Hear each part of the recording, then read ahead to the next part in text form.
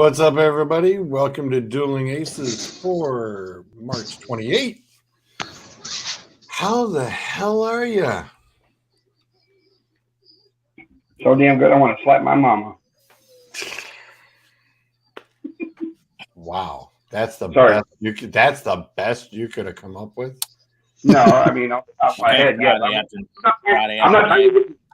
I'm not trying to get muted as soon as we start the fucking show or booted out into the green room. Okay. The gauntlet and the warning has already been issued in the chat. I didn't want to bring it into the show. Well, everybody's got an opinion, and speaking of which, live, large, and in charge, the man who always has his own opinion and is always asking, "What's yours?" Say hi to Jimmy. Holy shit. Oh man, Jimmy, what's up, man? What's going on? You guys sound good. You hear me? Yep, can hear you just fine. Cool. Welcome on. Appreciate you guys having me here. Not a problem at all, sir. After all, we'll get you your little questionnaire in a little while. In the background. I appreciate you guys letting me participate in you guys' show here. And excited. No problem. No problem at all. How the heck have you been? I know that you guys have restarted your show. Yeah, we restarted it. The studio, I thought was done enough to go, but we had a little bit of electricals we had to do. And the producer, he was moving this month, and then Kareem ended up moving this month, and it's just so we haven't done a show in a little bit. Wanted to do one this past Saturday, but wasn't able to do it. So hopefully this Saturday everything will be done, and we'll be able to just full go every week. Here we go. What time? Go ahead. And what time's your show kick off? Saturdays at 5:00. Generally find it on Facebook. You'll find clips on YouTube afterwards, and pretty soon it'll be broadcasted to wherever you find your podcasts. Google, Apple, wherever you go, you'll be able to get our show there too. So excited. Looking for, can't wait. Just can't wait. I see you guys doing work all the time, and I'm so jealous. It's like you guys are constant, consistent. Work? Wait a minute. Who said anything about work? Hey, it's work even if you love it. Well, I was going to say, Zolt does do a lot of work. I do what now? He's doing work right now. That's why I didn't hear you. Don't work on people. Oh, man. No, great to have you. Glad to have you in. Appreciate you popping in. Yeah, I was gonna say let's get that elephant out of the room, because I actually even saw the wrestlers are even talking about. Mark Henry himself said he'll turn around and host the fight between the Chris Rock and Will Smith on AEW. And I was sitting there going, dang, everybody's trying to get a piece of this pie. I seen the WrestleMania fake poster for it. I was like, Jesus. I don't know. You want me to start? Yeah. I personally, I understand why he slapped Chris Rock. If somebody's talking about my wife and I'm in the room, joke or not, that's something we all have to man up one day, and we're gonna have to probably do. Something like it. So I get that, but we know about the whole situation with the open marriage and how he got done up with, with this other guy sleeping with Jada, and it's like, and I grew up a Will Smith fan. I still have some of his CDs that I used to roll with in my car. Mm-hmm. And it's like, personally, I lost a little bit of respect for the man when that stuff came out about Jada, and he didn't do nothing. He was like, oh, it's okay. And then when he gets up there and slaps Chris Rock, even though I understand, I'm just like, You know what I mean?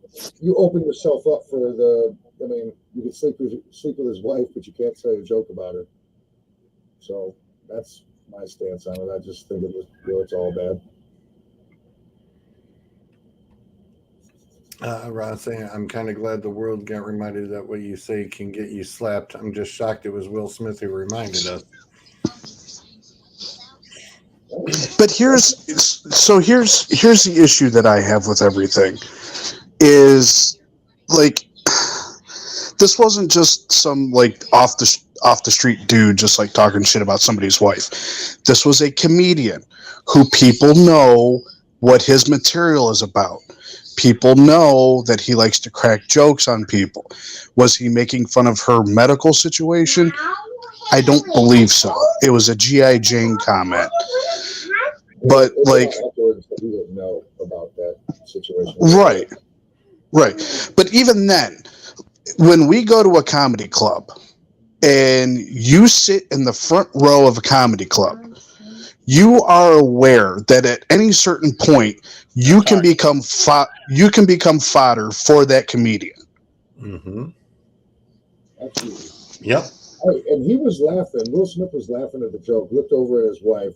She wasn't laughing. That's the thing that gets me. It's like you can't be mad at him, but you're laughing at the joke too. Like, pick one. Like, right. It wasn't like he was up there for 45 minutes dogging Jada. You know, like it was a simple, in my opinion, lighthearted joke that got misinterpreted. And this is why I kind of joked around about it yesterday with my buddy Corey, where I was like, comedy's dead. That there proved that comedy's dead because a comedian can't come out who gets paid to tell those jokes by the people that are sitting in those chairs. Now everybody's going to be a cowboy, and as soon as a comedian says something, they're going to try and go up on stage and try and start shit with these comedians and shit like that. Could you imagine if this would have been a Jeff Ross or a Greg Giraldo? I think because what Sean said, I think is what some people come. I think Kathy Griffin said something like that. Now we got to worry about as comedians getting attacked if we say a joke that's out of line or out of bounds. I've seen Chris Rock host a lot of shit. The man one time at the MTV Awards literally said, "We got the Olsen twins sitting right here in the front row, so we got to put R. Kelly somewhere way up there." I'm like, that's more offensive than that. if people nowadays have an issue with a G.I. Jane joke, my God, please do not let them see any of the old New York Fire Club roasts. They will lose their goddamn minds. Right. Yes. I mean, I give Will Smith credit. I mean, he's a real one for this. It takes a real man to stick up for another man's woman. You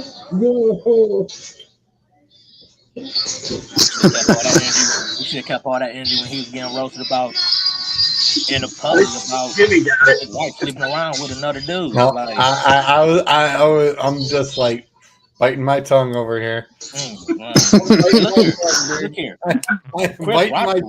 Chris Rock the real one, bro. Cause like the fact that he stayed calm and what's the name? Cause that's me. We on that stage. We find on that stage. Damn that. Like, here's the one. Just slap me and just think it's cool. Like, and then once you come back, I'm gonna say this the guy y'all got to play Ali. Real tough guy. Yeah. Okay. Well, I had a buddy that got on Facebook talking about if that had been his wife, that if he was, if that would have been him, that Chris Rock would have been in his stretcher, keyboard warrior type shit. It's like, I mean, seriously, dude, like, you gotta understand, like Sean said, this is what I was gonna say and kind of stole my thunder with it. It's a comedian. That's what they get paid to do. Like, think about all the shit that the previous hosts that have hosted the Oscars have said. Ricky Gervais. Oh my God, he was ridiculous last year. Didn't she say some joke like 2 years ago? Right, no, she made a joke. She made a joke at this year's Oscar that got somebody all wound up because she made a joke about her losing weight or something and another actress gaining weight, but that other actress was pregnant. But it was just an offhanded joke. It wasn't meant to be cruel and hateful, but people lost their shit over that too. This is because everybody's so soft nowadays. The society we live in, they're so offended by every little thing. It's ridiculous. Oh, by the way, the Cleveland Crunch are also still undefeated. Oh, by the way, nobody cares. Boot him.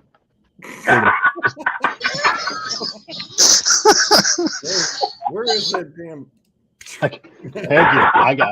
I'm telling you, I got an itchy trigger finger. Yeah. That's why Zolt needs some power. Zolt's worse than Suds on this ordeal. Whoa. Get rid of him.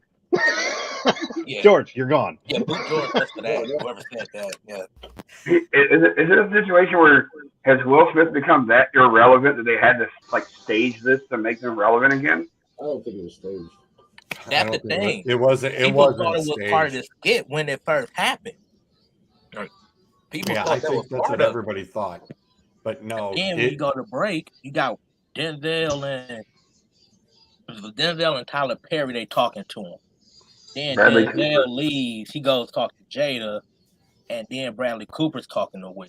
We don't know where Chris Rock was at during all this. Probably was in the back, probably. no, they said they left. He left. Jason got the skinny. After that occurred, he went right to the back, took off the pocket mic, and left. Chris Rock left after that. I'd have left too. Why wasn't there no security? Because they didn't expect it to happen. Like that's what I don't get. Right, because everybody thought it was. They thought it was part of the skit. Like they thought that like it was part of the whole thing. Maybe they set something up, and nobody really knew. But I mean, that's going to be kind of the thing from now on. Is all right. Now you literally are going to have a few guys in tuxedos and whatnot, in front of the stage, off camera, and you're going to have security because people who are not supposed to go up on stage aren't going to be allowed up on stage. Well, like Kevin said, like the society would pull teeth if they heard Eddie Murphy's Raw, or if they watched like All in the Family with Archie and and all that with all the shit that he said. Hell, him and the Jeffersons. Yeah, Richard Pryor. Go back to Richard Pryor. Some of the shit he said was controversial. You better not show me Sam Kinison or George Carlin either. Yeah. No shit. Sam Kinison burned cities down to hurt him. I'm completely of the opinion, especially after this incident, that you're not going to have like stand-up comedians and stuff like that open the shows anymore. I think you're going to have somebody come out and open the show, but there's not going to be like jokes and anything like that. It's just going to be, okay, we're getting right into the show. Here's the awards. Yeah. And then Twitter will blow up because somebody didn't get best actor of whatever award.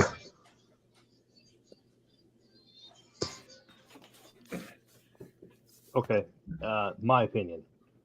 This is going to change absolutely nothing. The only thing this is going to change, Chris Rock probably won't be back. No. And I don't know that Will Smith will be back either. As far as the whole comedy thing, you know what you are getting with a comedian such as Chris Rock. At the same time, it's not a comedy show. It's the Oscars. So it's, be like 30% entertaining because the focus should not be on the host ever. I really think this changes absolutely nothing.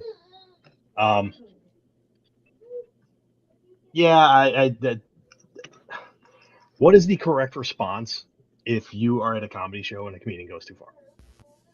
You walk out the damn door. Mid-set, you stand up, you walk your ass out the door because they will see you. I would have been more impactful if Will Smith would have grabbed Jada by the hand and walked out the room. Yep, especially with what came after. Will Smith right now. He instantly rolled her off when he made that joke. But they weren't even sitting at the same table. Like him and Jada's relationship is so weird that it's like I don't understand why maybe that was the straw that broke the camel's back, and he's like, you know what, I can't have my manhood just tested right here on national live TV. I mean, I don't know, but he looks weak in a lot of ways. Well, it's funny you say that about getting up in the movie because I actually went and saw Paul Mooney, which if you don't know who he is, he was Negro Damas on. I know Paul Mooney. Yeah. And let me tell you, we had about 10 people at our table. Halfway through his set, I was the only one left because I wasn't offended by all the white people jokes that he kept saying. Everybody else got offended and left. I understand it. It's comedy. I don't get offended. You also got to understand, too, the kind of comedy that you do. That's Paul Mooney's comedy, though. Like, Right. Chris Rock is like, the reason I love Chris Rock as a comedian is because he's one of those guys that he studies, he's out there, he studies and looks at everything. So if you got Chris Rock or you hear Chris Rock hosting something, don't do nothing that can give him ammo because he will use it. Use Well, it. somebody was, He did. They were saying this goes back. About your open marriage. That really would have set him off. Somebody was. This goes back to 2016. He made a comment about Will and Jada because she was boycotting because Will wasn't nominated, and that's where it stems. Yeah, he said. Oh well, I guess Jada's not here tonight because she ain't get nominated for any awards or anything like that. Yeah, he made some like comment like that. Well, he made a comment about, well, you wasn't invited anyway, so who cares if you ain't here? You know. So yeah, they did say it kind of stems from that, but I mean, I'm just glad to see that Will apologize finally. That looked like something somebody wrote for him. Right. I don't think that's him apologizing. I think that's like something somebody wrote for him. I would have rather seen video of him actually saying it. Yeah. I don't. But in a situation like that, though, Chris Rock and apologized to me. Other than that, then the public apology thing, that's only to save face because he was probably getting drugged this morning. So I put no credence behind any public apology. If Chris Rock would have came out and said, "Hey, don't worry about Will. He called me and apologized. I mean, we talked, blah blah blah," then that's one thing. But like it popped up on my screen. Will Smith apologized to Chris Rock. You know what I mean? And it's like that's just a public statement put together by a PR team. Probably. I mean, he's got the money. His manager came out and said, "We got to put something out." You know what I mean? Now, if he didn't call Chris Rock and apologize, he just put that letter out, it means nothing. True. Yeah. I mean, also, too, when you get to shows like that, when you host shows like that, like the Oscars and all that, it's enough entertainment there. Like, if you feel like the host going too far, that person will usually give the host a cue, or they'll do something like, and because usually when they make that joke, the MC make that joke, he's looking at that person as he make that joke, like give me a sign, like if I'm going too far, then I could deviate and go somewhere else with it. But yes, Will ain't give him no signal clip.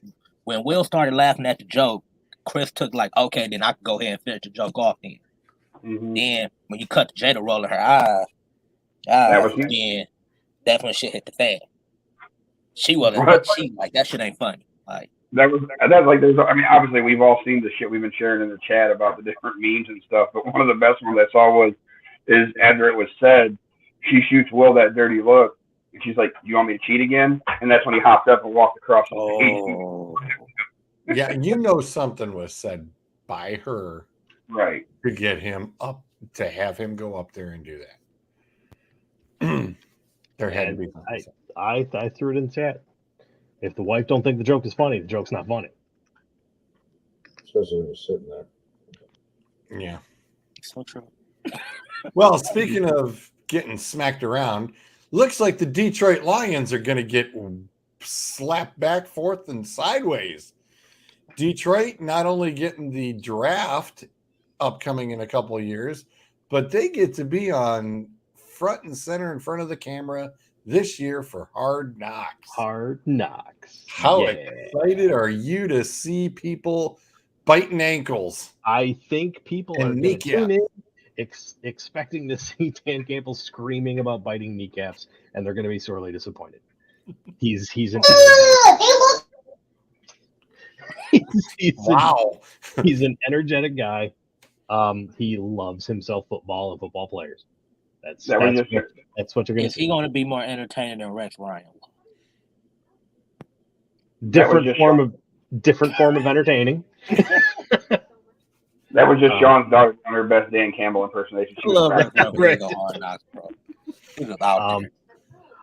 This is, I was kind of, I had predicted a little while ago that they would get it within the next couple of years here, just because Are they doing it during the season too? Because I know they were doing the Colts like during the season as well. did. They did a Colts during the season. It was what, Dallas in the Indy, I thought. They did Indy. They did Dallas last year. The Colts got the end season Hard Knocks. Yeah, that's Okay. Those two different teams. Yep. Yeah. So I think it was August 9th is when it starts. They've already said that that'll be the first episode, August 9th. But yeah, I was reading like you're in charge of the Hard Knocks recap. Yep. Thanks. You got it, dude.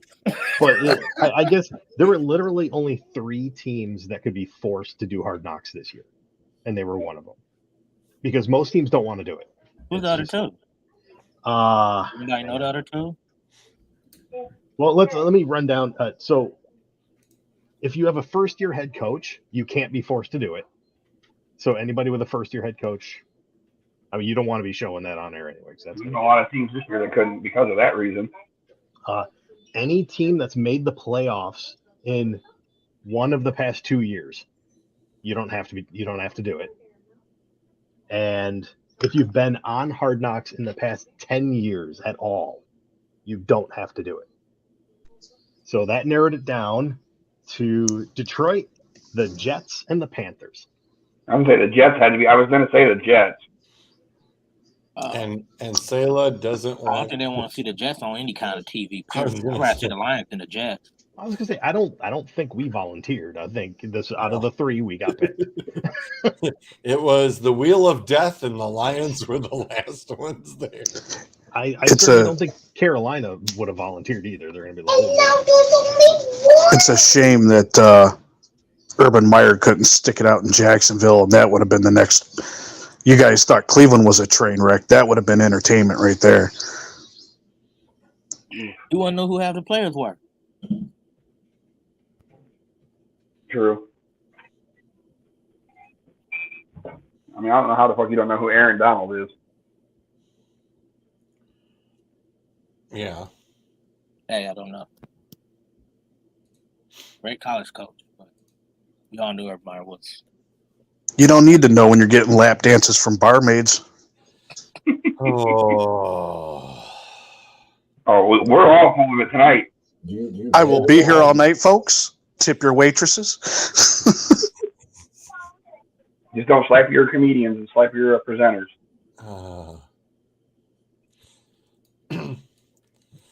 Well, don't know if you guys had seen the Jerry Jones saga continues and gets a little bit more interesting.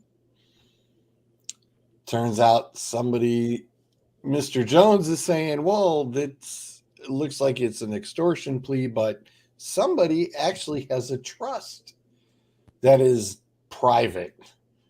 So it turns out that this whole thing about Jerry, there could be a little smoke coming off from that side of the fence, people. It could be. And boy, would that make the whole Dallas Cowboy ordeal turn into a royal circus real fast. When isn't it, though? Oh, I think Dallas is about to become a very big top real quick. You think this could force the NFL to try and force Jerry Jones out? What's that, Jimmy? Do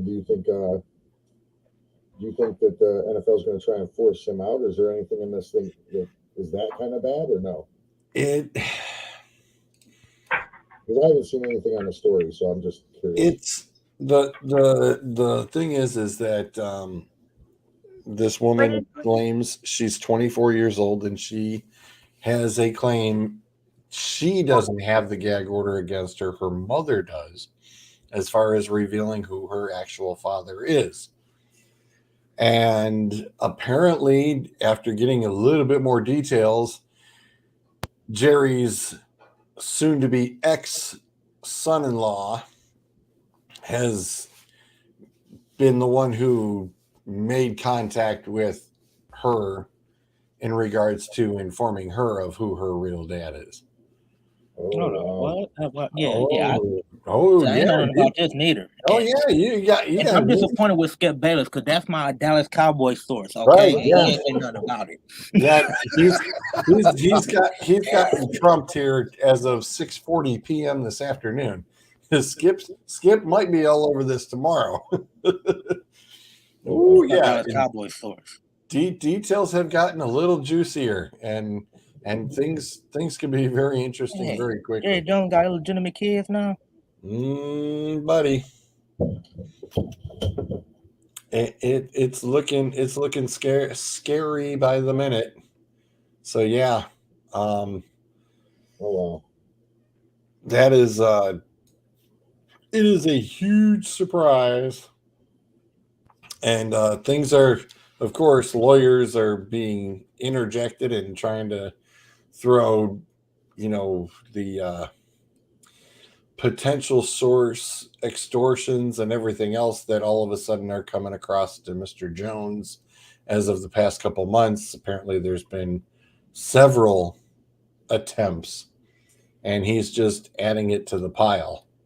But it's like this could be even more uglier because they also turn around and said that there has been a voyeurism that was involved with the Dallas Cowboy cheerleaders locker room in AT&T Stadium. Oh jeez. Yeah.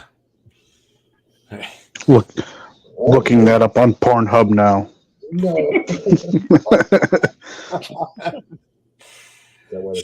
Sean just muted himself. All right. It's not 9 o'clock yet. We're not even half an hour into the show yet, Sean. Calm down. Patience, my man. Man. Oh, we'll really find out how much the richest sports team in the world is really going to sell for. I've seen people estimate maybe $8 billion for the Dallas Cowboys, which is half of what the NFL revenue is. Crazy. I honestly think out of everybody that I know and like friends that I'm with and coworkers, I don't think I know nobody that's a Dallas Cowboy. I know a couple. Just my little brother. Jets fans, which is more odd to me. But no, not no Cowboys fans. I know a couple. So, a few of the details for Mr. Jones is alleged to have paid $375,000 to Davis's mother, Cynthia Davis, whom the lawsuit says was courted by the Cowboys owner in '95 when she was working at the American Airlines ticket counter in Little Rock, Arkansas. The complaint alleges when Davis was a year old, her mother signed an agreement with Jones's friend and lawyer, Donald Jack, accepting the $375,000 payoff. But two trusts that were established in '95 have paid an undisclosed amount to Davis and her mother and remain in effect. The trusts have resulted in Davis, quote unquote, never having a legal father, unquote, the lawsuit says. It's not looking very well for Mr. Jones at all. This is looking very bad. And granted, if he does have to relinquish anything, I think he'll relinquish it to his son, kind of in the similar fashion that Mr. DeBartolo had to relinquish it to his daughter. So That'd be weird to think, though, wouldn't it? What's that? No more Jerry Jones, like if something were to happen, or that came down to it, and he had to relinquish it, like the fact that Jerry Jones will no longer be able to. Oh man. Well, and if it does, it will come down to the exact way that the DeBartolo situation came down. You are no longer allowed anywhere near an NFL facility of any sort. Holy shit. Yeah.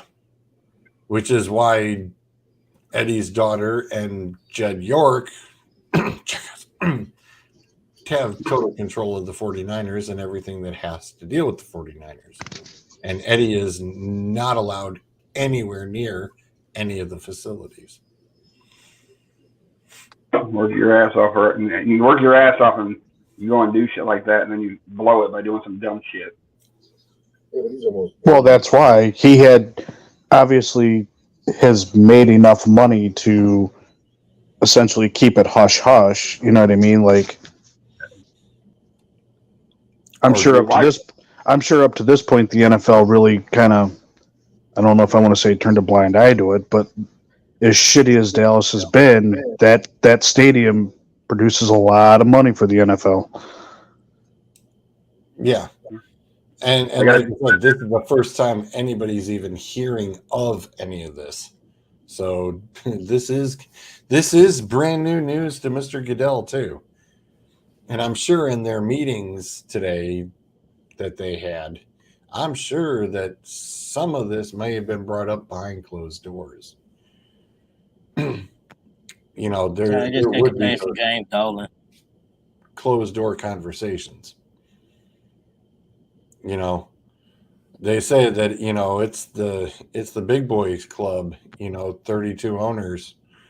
It's like, yeah, well, once you get out of line, it's kind of like, well, it's hard for the NFL not to sit there and go, sorry, dude, you kind of screwed up.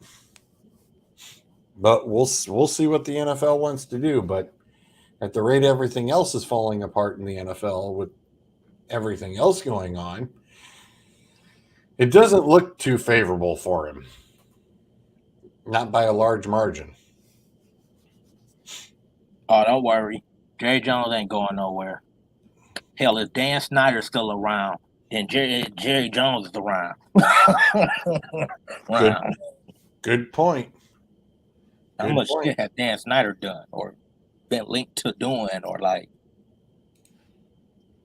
That is a good point. Very good point. I was saying that, and that's one that they're not even done with yet either. They're not done with that. Haven't been talked about for a while neither. That's another crazy thing. It got brought up. It reared its head a couple weeks ago, but just for a quick glimpse. But you know, we're not talking about it no, and we're back to not talking about it again. And just like Doug said, it was going to get buried after the whole Gruden thing. Everybody's been talking about Gruden, but nobody wants to talk about, you know, Washington and what else is going on. Nope, they don't. They're not bringing that up. But boy, they'll turn around and break out Gruden stuff. It's like, wow, that's kind of crappy.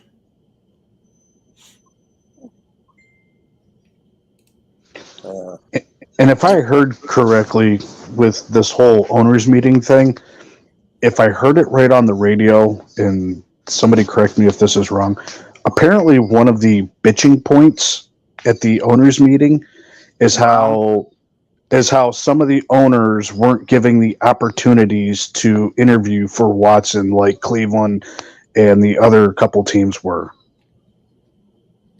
Well, there was Watson. That was one of the talking points, and they're saying that people had a lot of owners had an issue with the fact that the Browns gave Deshaun Watson $230 million guaranteed. Like, yeah, they're not. That was the major issue a lot of owners had. Like, hey, and guess what? The teams can offer up whatever they want. The problem is he set the market. You got them guys like Lamar Jackson coming up. Them guys don't want somewhere around that much guaranteed. Yep, and Charlie Lamar Weiss Jackson, Justin Herbert. Weiss was talking about that this morning because the next quarterback up is Lamar Jackson. And Lamar Jackson's going to sit there and go, well, I also don't create a problem. I've also been the MVP, and I've also led my team to the playoffs.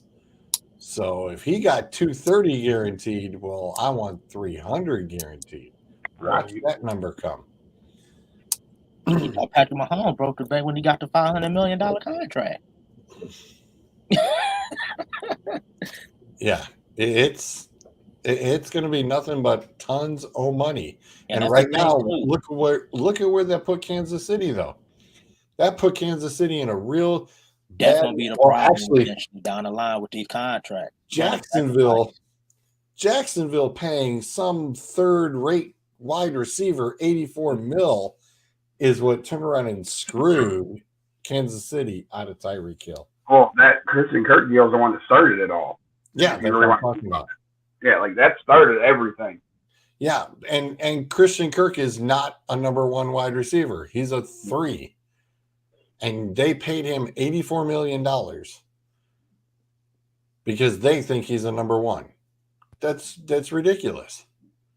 It's totally ridiculous for a wide receiver. And then, of course, Mr. Adams comes out and says, like, well, I'm much better than that. And if that dude's getting 84, well, hey, let's boost up the numbers. So if there's going to be anybody who's really started the snowball rolling, you can look right at Jacksonville. Now, I'm gonna say this about all these wide receivers making all this money. Like Christian Kirk, Christian Kirk ain't worth $84 million. Now the thing is this: as much as I love Tyreek Hill,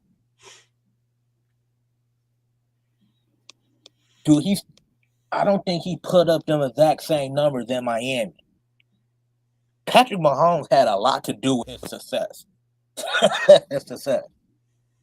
Now, the thing with Adams, you can say, well, Adams had Aaron Rodgers, but he went back to the Raiders with Derek Carr, who I just seen a video where Derek Carr threw for like 600 yards with 7 TDs, and Devontae Adams had 235 and 4 TDs.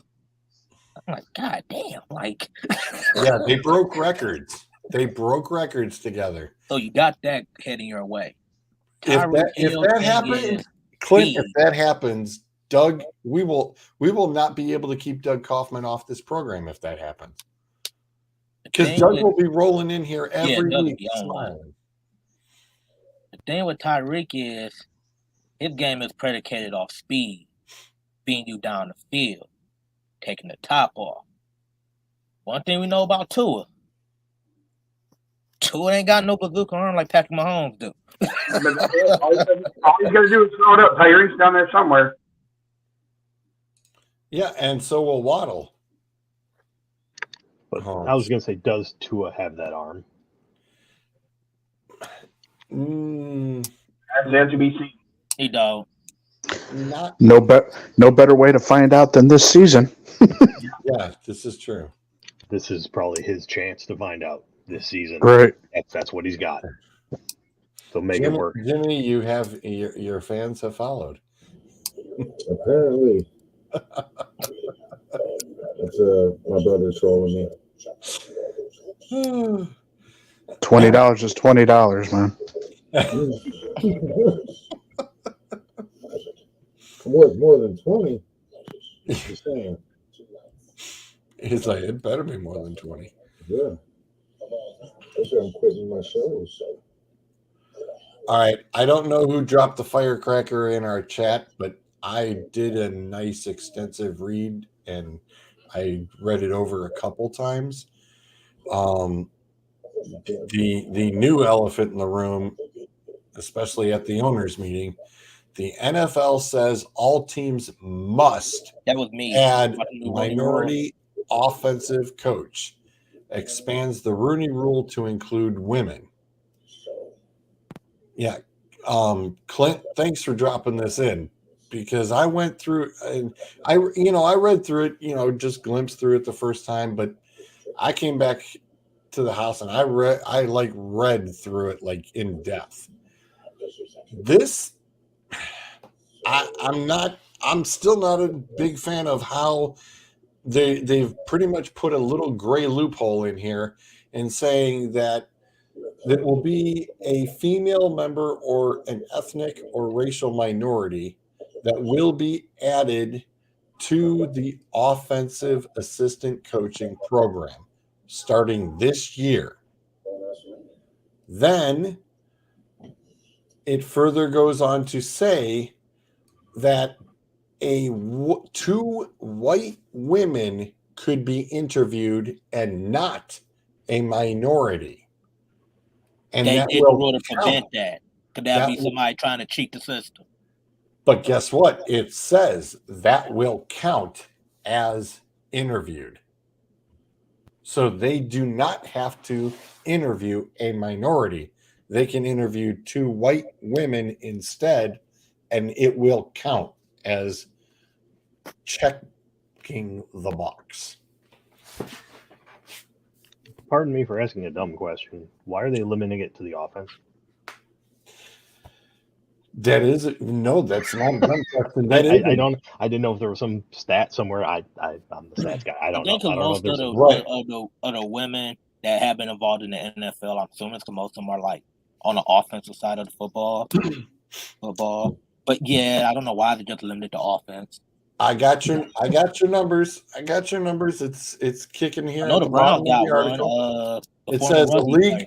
a league record 15 minorities are among the NFL defensive coordinators for 2022, according to the league data.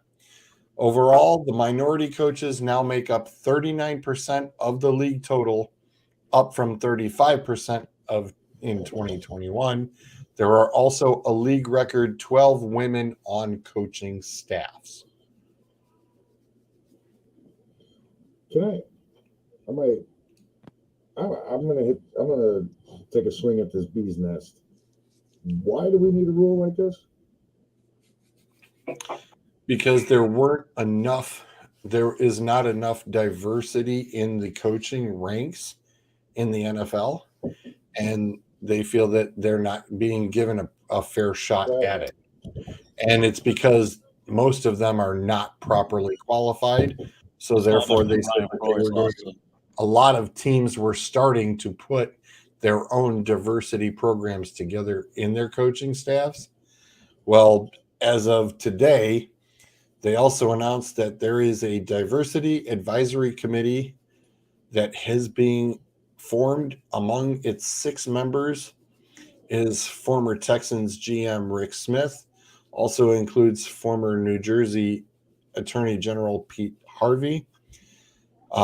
Pamela Carlton is also involved. She is the founder and president of Springboard. They are basically looking to expand on the Rooney Rule itself, and they feel that including women plus ethnic background individuals putting this together will help incorporate them further in not only educating them in the programs and in their coaching programs, but to turn around and try to elevate them into, instead of making them a running joke, as most of it may seem right now in the interview processes. Yeah. Pretty much avoiding another Flores incident. My thing is though is what is all right? What's the end goal? All right, what is the proper representation of a minority woman, black offensive coordinator? What percentage do you want it to be? 50, 75%? Because we see a league that is diversity, it's overrepresented. The league is 70% black players. So I'm just trying to figure out. We're throwing mixed signals. We're going to have 80, 90% black players, and then you want 75%, black and female ethnic people. Like, I don't really see that diversity. You know what I mean? Unless diversity is to exclude the white people from the sport. I mean, and this is, it's all ridiculous to me. I don't honestly think that I really should be required to hire a woman in a man's sport. Especially she has no experience playing it. I've never had a woman coach. And it's like, I don't know if I would listen to a woman coach. What is she going to teach me? She's going to teach me a spin move. She's going to teach me a stiff arm. Is she going to teach me how to, come off the line faster? I don't understand this whole thing. I mean, I get it. You want to make the league represent. Now, if you want to make the front offices represent what is on the field, okay, say that. But don't tell me that you're looking for diversity and all this, and then when you have it, you kind of like you can't keep pushing and pushing and pushing. I just like there's no real end, and that's where it's like, all right, you know what I mean? The black people represent about 13 to about 14% of America's population. But in basketball, it's almost 90% of the league. In football, it's almost 75% of the league. But both of these leagues are screaming about how they want diversity. We're some of the most diverse leagues in the world. So I don't know what the end purpose is. And I don't know what you get out of having a woman coach in the NFL. I'm gonna piggyback a little bit. The Dr. Smith, who is one of the highest rating females in the NFL, said that a woman was interviewed for a general manager position this year. They said the specific requirements. You had to have at least 3 years of experience on the college or pro level to be interviewed or considered. No more virtual interviews, so you have to do it in person. Can't be like over Zoom or like over Zoom. So I guess their overall thing is just trying to they saying they want to be more diverse. But another thing is too that teams will receive funding towards the coach's salary for up to 2 years though. Which means nothing. It's kind of a little interesting tidbit that gets added to this new Rooney Rule. I think it makes the league look good in the idea that they have diversity within the league, but I feel like these kinds of situations, even if you're a qualified minority coach, I kind of feel like you're getting dicked over anyways because a lot of these teams are just going to bring you in for an interview. So it sounds great that there's a lot of diversity, but at the same time, we know a lot of these guys just get put in interviews just because they have to. But all these coaches get dicked over. All these players get dicked over. Look what just happened to Baker Mayfield. Just because he wasn't drafted by the GM and the head coach didn't pick him, they come out and said that they were actively looking. They were looking at Watson for the past 5 months. Right. Wait, that wasn't their guy. Baker was his fate was sealed when they brought in a new GM and a new head coach. It happens to every team. And when you bring in a new GM, the GM wants to fire the coach. And when you bring in a new head coach, if that coach has any kind of power, he wants the GM fired. So it's not like that. It's not like just only a few select people are getting screwed. All these people are getting screwed out of the NFL. And 9 times the way it works. Yeah, 9 times out of 10 too, when these coaches come in, they already have their staff picked out for who they want as their coaches. Yeah, that's fair. And that's fair. Okay. If I get hired to do a job and I want to bring in my people. I understand that. I just get really tired of this argument where it's like, well, it's a business. It's a business. Everybody's, it's a business. And then the other side of it is like, well, we gotta do this. We gotta have diversity. We gotta make sure we're doing this. We gotta make sure we're having, this going on and this, that, and the other.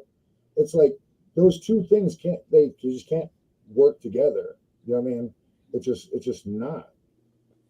And either it's a business and you do things by, numbers and the money, or you don't. You do it by just making yourself look good on TV, and you can go on ESPN and say, hey, we're trying to do the right thing. You know what I mean?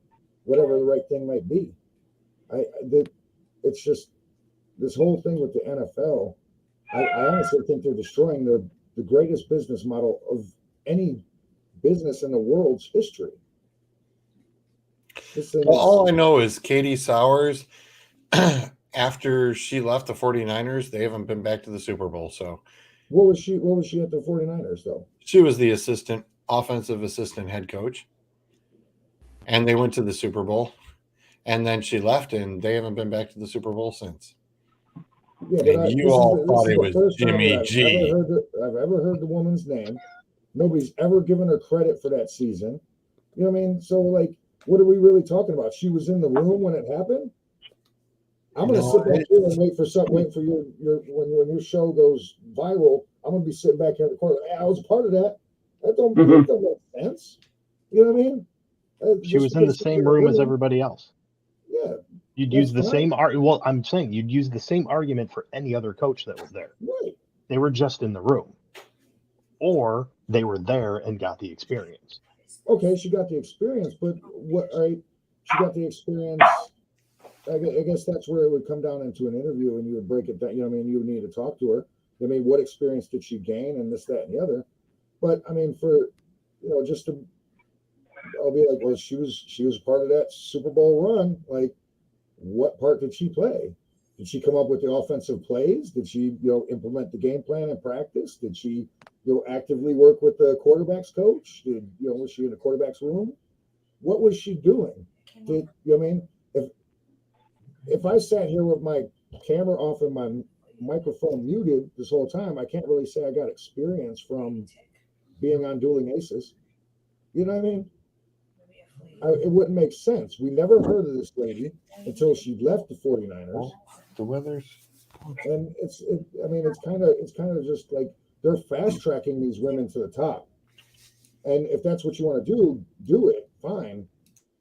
But don't like try and just disguise it as something that's not. I mean, you're just trying to get, corporate America, the TV. You're trying to get people off your back. You're not trying to make the game any better. The game's not going to get better. See, my thing is when my coaching career takes off, I'm not worried about it because I'm taking Clint everywhere I go. I got you, man. Got you. Yes. We walked in together like, hey, we even got to interview him. He's good. We're golden. Let's roll.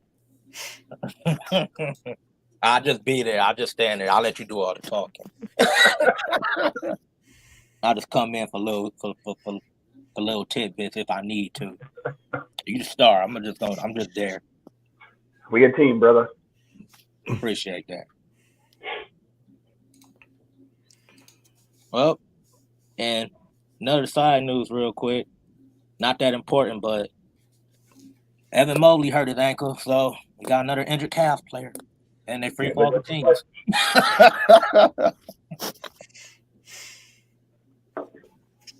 Say how long he's out for? Dang, say yeah, he hurt his ankle in the game. They said it looked real bad though. Like he probably gonna miss some time.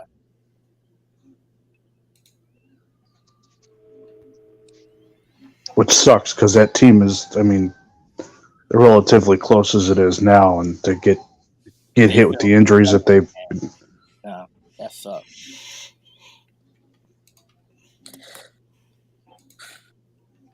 Learning experience.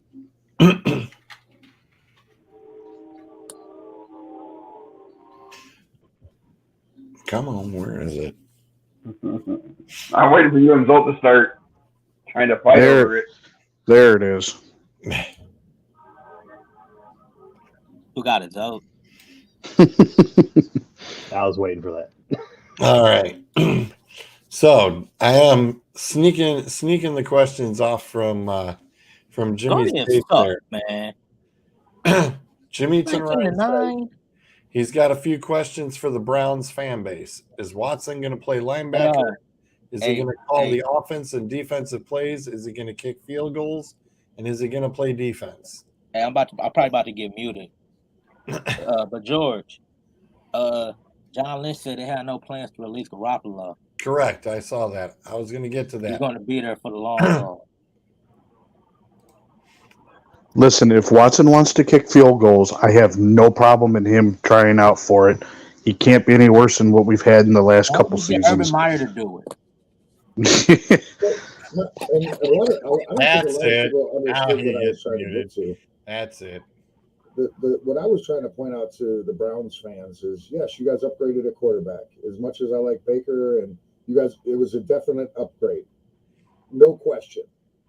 But does that upgrade alleviate all the problems with this team? And I say no. I mean, all right, you got Amari Cooper. Everybody's all hyped about that. I'm not really stoked about that. I think he's kind of a little bit older than I think. I think he's kind of, if he's not at the end of his prime, he's on his way to the end of his prime. I believe Cooper left. They cut the second or first or second best offensive lineman you guys had. They cut him. You cut both your wide receivers. You know what I mean? You still don't have a linebacker that can cover a tight end to save your life. Yeah, we do. Who? 4 or more. Where was he last year? All over the field. He got everybody, every single. Go back and watch the games. You guys lost probably 3 games because the tight ends were running wild in the middle of the field, scoring big plays. Nobody could cover a tight end last year. It was your biggest problem. You don't have a hybrid tight end that you can run some kind of 4-2-5 or a dime package. You just don't have the talent. You guys got ate up by tight ends last year. You guys ate up by the run last year when you guys tried to drop back and play the tight end position, they gassed you with the run. So how many games did you guys walk away from and miss field goals would have won you that game? The Raiders, wasn't it the Vikings game? We won that game. Well, maybe it was the Packers game. It was 2 games that you guys lost because you missed a field goal and an extra point. Mm-hmm. You know what I mean? Like all these issues with the Browns, and everybody's like, "Oh, now it's Super Bowl time because we got Deshaun Watson." No, we blame Akers because he drafted the kicker in fantasy last year. That's why we got fucked. No, it's Probably have a good kicker. You guys could have won a Super Bowl with Baker. Baker can win a Super Bowl. I honestly believe that. And just because you upgraded, I made the analogy. Look, if I have a Ferrari frame and somebody puts a Pinto engine in it, do I have a Ferrari? That's all you did. You took a Ferrari body and you put a Pinto engine in it, or a Pinto body with a Ferrari engine. Even if you did it that way, you don't have a Ferrari.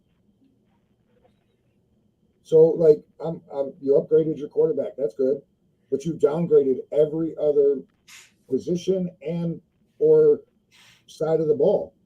Your special teams ain't that good. Your kicking is not that good. Your defense is not that good. Your offensive line is good. The only thing you got to say is you got a quarterback and a great running back. I'll say this. I get the whole thing with everybody talking about J.C. Treader being released. He was a cap casualty, unfortunately.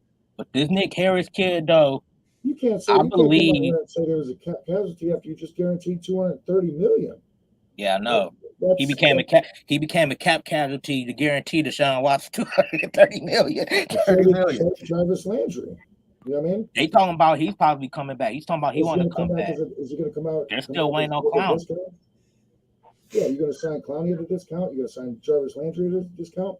You just franchise tag Njoku, so you got to pay him a boatload of money. He's not worth. I don't know why they franchise tagged him. And I like Njoku. I got an autographed mini helmet of him sitting over here. You know what I mean?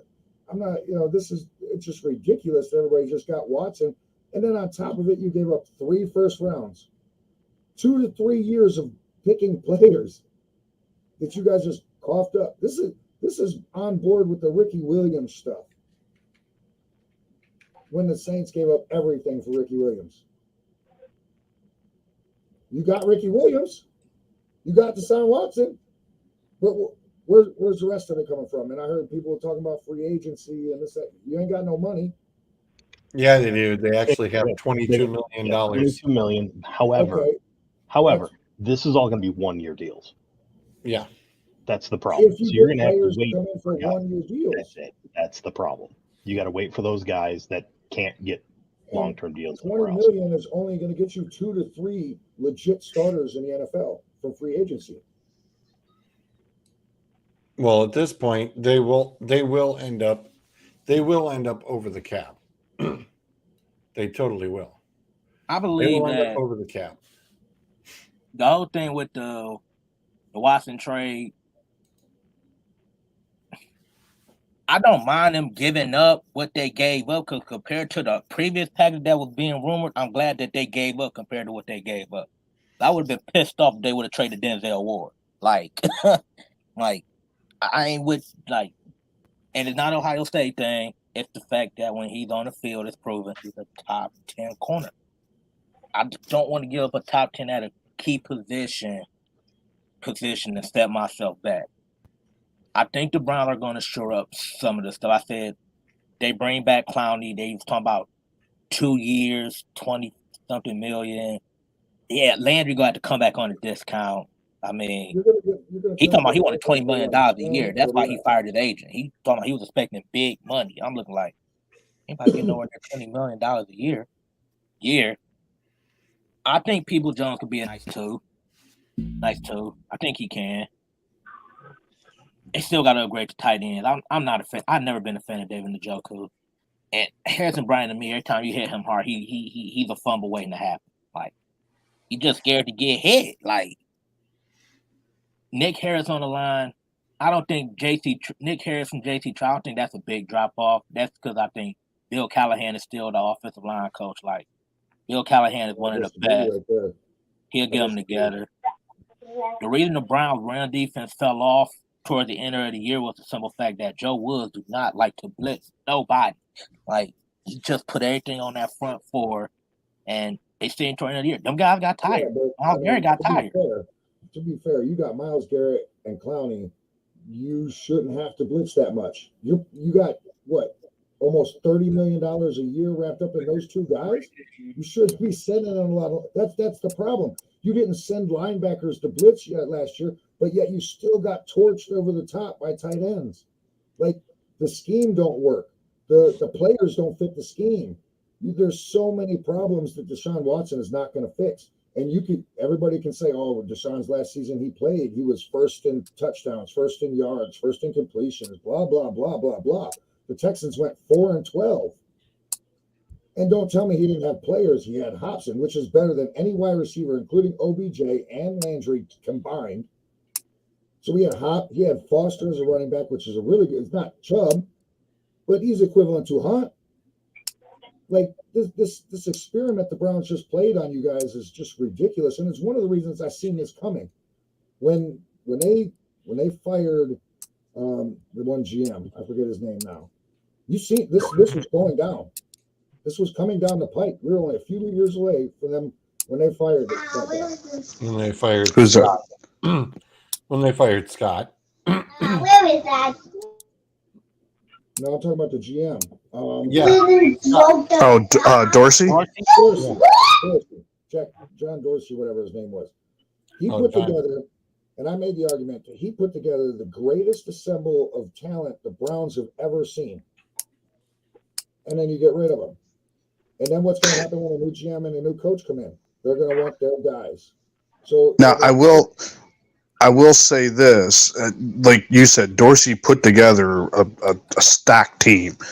But as far as when it came to, and I believe this was his issue in Kansas City, was when it came time for payroll and stuff like that, he ended up being way over. And I think personally, I wasn't a big fan of the whole Moneyball thing, but I think between AB and this Paul DePodesta or whatever his name is, I have more faith in them when it comes to running numbers and figuring out contracts than I did with Dorsey.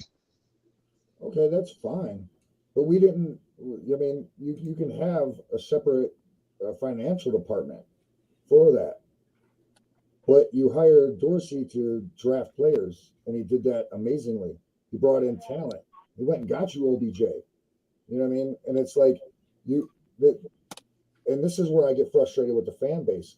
The fan base is like, all right, you get a very small taste of success, and you believe that you're owed a Super Bowl.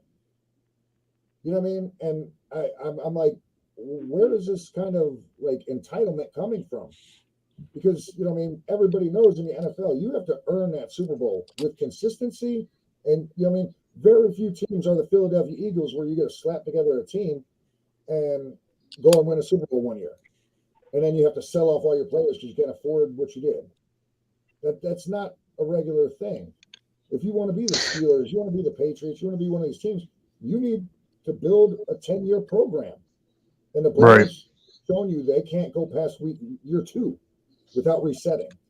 So in 2 years, you might still have Watson, but you're going to be having a new coach. You're going to be looking for a new GM. He's going to want to bring in his guys. Deshaun Watson is going to be 2 or 3 years older. He's going to get shipped out. You're going to be drafting, and you'll be right back where you guys were 2 years ago. You had nobody. Here's the thing. I'm actually going to add to this doom and gloom. What's the cap this year, George? It's like 218, right? Somewhere right around there. Yeah, something like that. I thought it was so 208. Next year, new TV deal kicks in, if I remember right. So we know the cap's going up, and it's going to go up a decent amount. How much, obviously, we're not going to know till about a year from now. But I'm going to give you 2 numbers, and you tell me how these numbers make you feel. 2023, your total cap paid out right now is the estimation is 225. It's currently 208. Okay.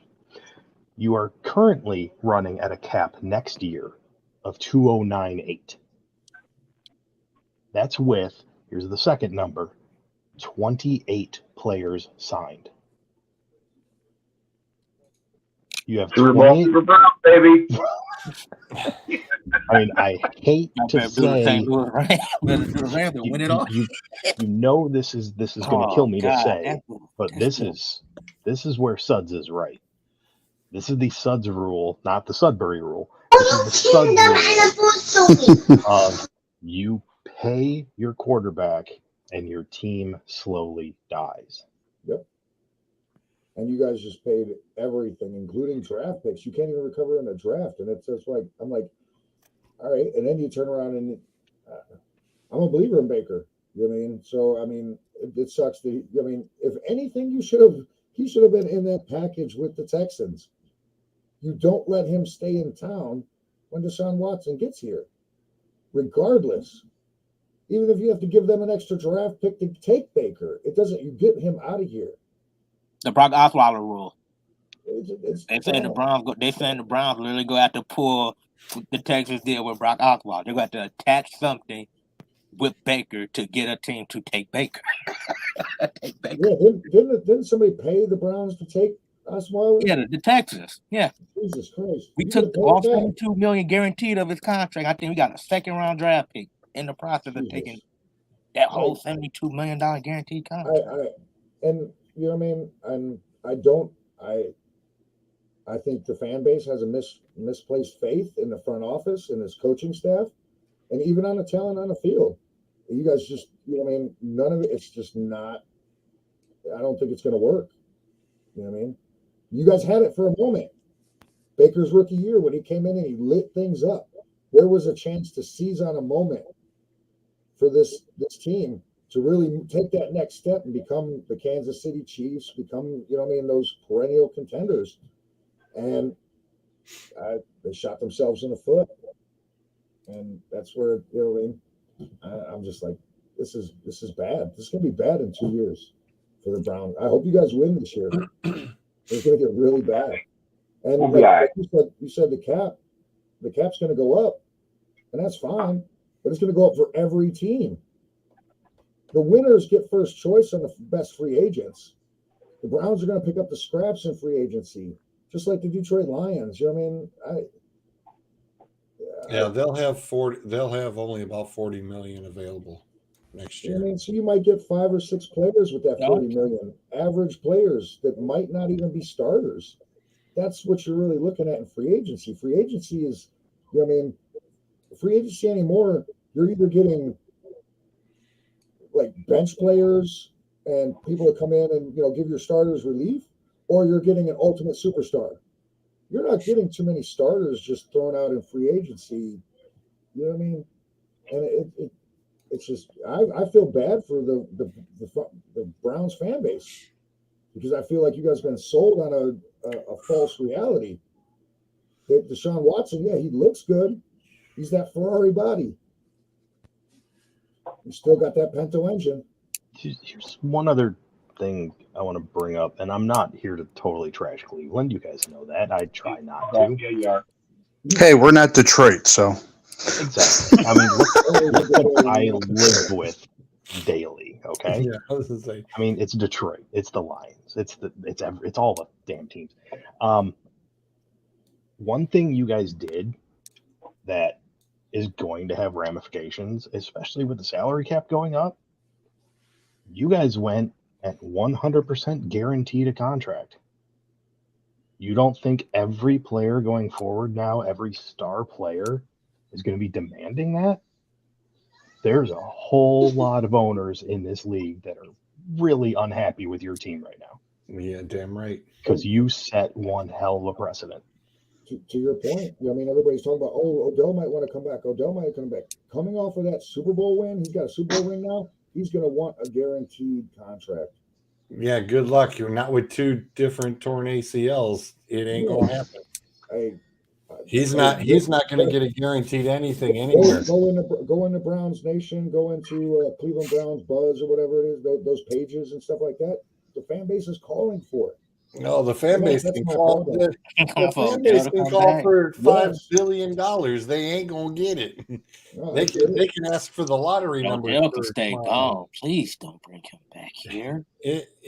But see, I think a lot of those fans that are screaming for like guys like him to come back and stuff are the ones that I call the bandwagon fans, where they're like, oh yeah, I'm a Browns fan, and the minute they lose, like, whether it was with Baker, and I'm with you, Jimmy. I liked Baker, but like, when this team would lose, all of a sudden these guys were jumping off the bandwagon, and this team fucking sucks, and back and forth. And then when they were winning, it was like, oh man, it's great. This is going to be a Super Bowl. And it's like, I think most common sense Browns fans are a little leery about the season coming up, but I think the ones that are kind of being the obnoxious ones are the bandwagon ones that are just here just for the win. Yeah. Right now, you've got a very big problem in your running backs because you have to if you are going to keep them and you are seriously going to try for a 2 to 3 year run, you have to turn around and re-sign these guys. Yeah. And guess what they're going to want? Money. Chubb's going to want big money. Well, Chubb already inked his extension last year. So he's here for another 4 years. Oh, okay. Well, Hunt's not. Yeah, Hunt's going to want the money. Here's my thing. Hunt's not, and Hunt has been your. I like Kareem Hunt, and he's been your escape route every damn time. But I feel confident enough in Dearness Johnson to where if we lose Kareem Hunt, I won't be that upset by it. I want them to maintain him, though. Here's a point I made about Hunt. You have 2 top flight running backs right now. Yes, you have 2 starting running backs. That is a luxury. Mm-hmm. It is. And you don't just hoard the luxuries in the NFL because everybody is trying to get certain things to complete their team. You trade one of those guys. You trade Hunt and you get your linebacker. You get something for him. These are running backs. They are, quote unquote, disposable. Nah, not Chubb. That's the thing. You keep the one that's going to get you but if you help your team the most. If you get rid of a really solid, really good backup like that, and you start depending on Chubb more, and then you go ahead and give Chubb his 350 carries a year, you're going to destroy that man in 2 years. You're not going to have him for 3 more years. He's not going to see the end of his contract if you do that. I'm giving you a way to help. I understand. I'm just here to give perspective. Right on. Right. And I get what y'all. I know who's going to come calling. Like, I'm cool with Dearness Johnson. So if Hunt gets traded or something, I'm not. Yeah. I was going to say the people come knocking on the door would be the 49ers. It would be the Broncos. It would be the Raiders. They'd all come knocking on the door for Hunt. They got Belton. They got Johnson. They running back room is stacked to where you can lose one and probably fill one in. Yeah, but Hunt is a prime running back. He is a prime running back. And the 49ers, remember, the 49ers have the Shanahan system. it's a plug and play. But if you have a prime running back in the Shanahan system like TD was, you got something even bigger and better. And San Francisco would be the perfect choice because then they could take Samuel, which did a great job last year. That dude was electrifying. The wide back. Is that what he called himself? Yeah, but he's Yeah. a wide receiver. Now you have a running back. If you get Hunt, you can. I mean, that guy can light things up. And he works in that system. And it's all about which system Hunt would work in. And those three teams, those would be the big kicker. And Denver would be kicking and screaming the loudest And- to have him behind Russell Wilson. And let's just face it. Hunt is a UFA. We've said he's a Mhm. UFA after this year. You are Yep. not going to re-sign him. And you're not There ain't no tagging way him. in hell you can afford to. You can't afford to tag him either. Not with the moves you guys already done. And I like Johnson in the running back room. I just don't have as much faith as you have in him, Chris. You seen what 2 games out of him, and one he did really good. It's not just the 2 games. It's just that, like, I watch a lot of Brown stuff. Like, he stands out. Like, Ernest Okay. Johnson I'll be take that I'll dude. take your word for it. I be that dude. I watch the games. You know what I'm saying? So Yeah. I take your word for it. But I To mean, be- he did have that one game. He had like 10 carries, 66 yards, or something like that. You know what I mean? To be fair, Ernest Johnson is also a free agent after this year. Oh, Yeah. god damn. Him too? Yeah. Oh, Yeah. shit. I didn't know that. Rookie Yeah. contract. Remember? This Browns Only a team is 3-year good shape. Damn. only a Okay, 3-year well, rookie contract deal. I seen and one of the things that made me I didn't know that. I thought he was here for some years. Mm-mm. Okay, well. Oops. I just put another One- poo-poo one on of his the reasons- Cheerios. We still got Felton. Oh, Not some fucking Debbie Downers. Like, we supposed to be excited because we got Watson. You motherfuckers be over here fucking just shitting on us. No, Well, it's I mean, not that. I no, think hold on. I think it's back to what Sean said though. Like it's like if you're a diehard Brown fan, it's like we ain't about like you got people saying Super Bowl. It's like you gotta let the season play out. This shit happened too many times here in Cleveland. Like last year. Then last year we all was like, oh man, they came off the playoff. People had them going to the Super Bowl. What were we all saying? We was like, don't be shocked if the Browns browned it up last year, and they browned it up. Like, technically, Kevin Stefanski browned it up a lot with some of his shitty play calling, but Shaw wasn't even in the game on some of the fourth quarter of some of those games. You know what I mean, there was so much things that were so bad with that team that, like, just replacing. That's why I couldn't understand replacing a quarterback does nothing. And what really set me off and made me post that post was Bart Scott. Did you guys see what he his quote that was He's going just around? he's a former Raven. He's a former Jet. But hey, he wait, said that's all I remember about Bart Scott. he said, I quote, Baker Mayfield was a liability. The Browns won in spite of him, not because of him. He's not better than probably 28 of the quarterbacks in the league. Like, that's ridiculous. The Browns didn't win anything in spite of him. Like, this is just the Browns. I don't know. We gotta remember this too, though, about Bart Scott, though. Most of the damn teams he play on quarterbacks was shit. I mean, he played with Mark Sanchez and Trent Dilfer and all these guys. So he was around with shitty quarterback play. So maybe he's saying that to make himself feel better about the quarterback he played with. Well, that's the other thing too, is now all the Browns fans that are jumping on Baker was shit the 4 years he was here. How can you be shit when you're breaking franchise records as a quarterback? Like, his numbers line up to Brady, the same amount of starts. Like, I mean, we're not saying he's gonna be Tom Brady, but if your numbers lined up along that line, you're doing something right, I assume. I mean, I just think if you were making a list of the top 10 things that's wrong with why the Browns lost last year, Baker would be 6 through 10 somewhere. Right, he's at the bottom. I agree. Baker's not the top 5 reason why the Browns. I think I said it when I was on when I called on something, like, it's not Baker's fault the Browns were bad. It was a lot of bad play calling, bad time mismanagement, especially in the fourth quarter. Goals. And then sometimes I sometimes feel like sometimes during the season, the Browns go on these little drops where like they'll start off hot, then they go 8 straight drops where they can't score no points. Like, And then this is the one too that amazes me is everybody bitching about, well, if he was hurt, he shouldn't have been playing. Half that fucking team was hurt and still playing. Like you had, what was it, the season before? You had Landry and OBJ both saying they were playing hurt. Yeah. Nobody gave them shit about it. And if he doesn't play, then the fan base calls for him and says he's, all the the Baker worst. haters would be like, oh, well, Yeah. he's whining out. Yeah.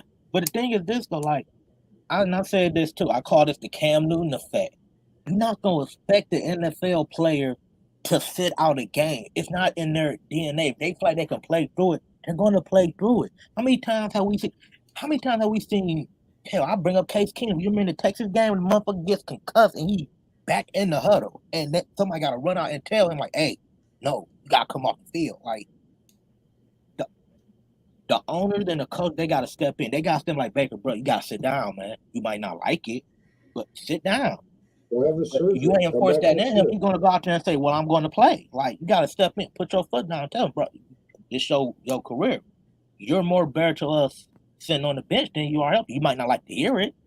His ego might take a hit, but you sometimes got to tell these players that, you're hurting us more than you helping us right now playing through your injury. And the other part of it that a lot of people keep glossing over is from the very start, from the very time you saw Baker get drafted by the Browns, he emulized and he idolized Brett Favre. You ain't going to get a guy that idolized Brett Favre who wants to be Brett Favre to go sit when he's injured. Right. That's ridiculous. Yeah. I mean, and I don't know. It's very frustrating because the Browns had a window where they had a good enough team to really make some problems in the AFC. I called them a monster at the beginning of the season. I thought they would be a monster, and it was just nothing worked. The play calling didn't work. The defense didn't work. The offensive didn't work. The ownership didn't work. I mean, but you blamed it all on Baker, and you replaced him. But you didn't fix any of these other problems that we've talked about for a half hour. So it's like, if anything, you guys made this situation worse. I don't really see any really. I don't know if the Browns will make the playoffs this year. Going 9 or what is it now, 7-10? That might be your best chance. You might get 10 wins in the AFC and not make the playoffs. Well, I doubt they're going to be moving Baker unless somebody gets injured. That's probably the only way he's getting moved. Outside with if and how and whenever or whatever, if there is a suspension ordeal that comes out with Watson, and then you're looking at basically Brissett and Baker as your two active quarterbacks, you are primarily starting Baker Mayfield. And one. Not gonna start Brisket? No, you're not starting Jacoby Brissett. I just want to. If I was in charge of the Titans, I would totally offer you guys a second round pick. I would take Baker over Tannehill any day of the week. And I'm not lying. I swear to God, you give me Baker that is a play action quarterback that has a little bit better accuracy than Tannehill. My Titans would be amazing. I mean, I'll say this. You said the word draft pick and Clint lit up like a Christmas tree. It's like draft pick. We need those. Round, but the Browns want a first rounder. That's the thing is the Browns want a first round back for him. After you've done this to this man, you said how crappy he is, and now you want a first rounder. Like the team is bad all the way around. Every decision has been bad this year. It's sad to see for you guys as fans. I jumped off the bandwagon a couple years ago when I seen this coming. The way some of the people that were diehard Baker fan, the way they did just turn on Baker after we got Watson, it's kind of like fucked up. That's like, dang. It's like, I said, that's the bandwagon fans. Yeah, I still like Baker. Like, I want Baker to, like, I put that post out about Baker, like he wanted to come here with 0-16. He talked about coming. Like, I want to come to Cleveland. Like, I want to turn him around. Like, I've still got love for Baker Mayfield. I want him to go and do well. Like I do. Like I generally do. Except when he plays us. Well, and to put that I in want him to perspective, suck. But anywhere else, I want him to do well though. and the other side of the coin on this is me personally, I believe Deshaun Watson picked the Browns because he was probably the only team that he can get that guaranteed contract from. Absolutely. That's the only reason. And When you're only about the money, he's not going to come here and care if we're really 7-10 or if we're 13-4. He don't care. He got his money. Just to throw it out there, I want the record to show that about 10 minutes ago I muted Clint for 2 seconds because he put Brady and Mayfield in the same sentence. Ain't even catching. Don't turn on me now, man. I understand. I understand the mute, though. I understand. I probably should have worded it better, you know. But yeah, though. I mean, it's all right. It's all right. Everybody gets written up occasionally. This is your verbal. The next one will be a write-up. The next one after that is a write-up in 2 days. Or it's flat out removed. That's the next one is to be removed. Hey, but you seriously, George, think that Baker's actually going to play here if Watson gets suspended? Yeah, I don't. Baker doesn't even show up this season. The bridge is too burned. He will still be on the roster, whether he decides that he is sitting out. That of course would be his ordeal.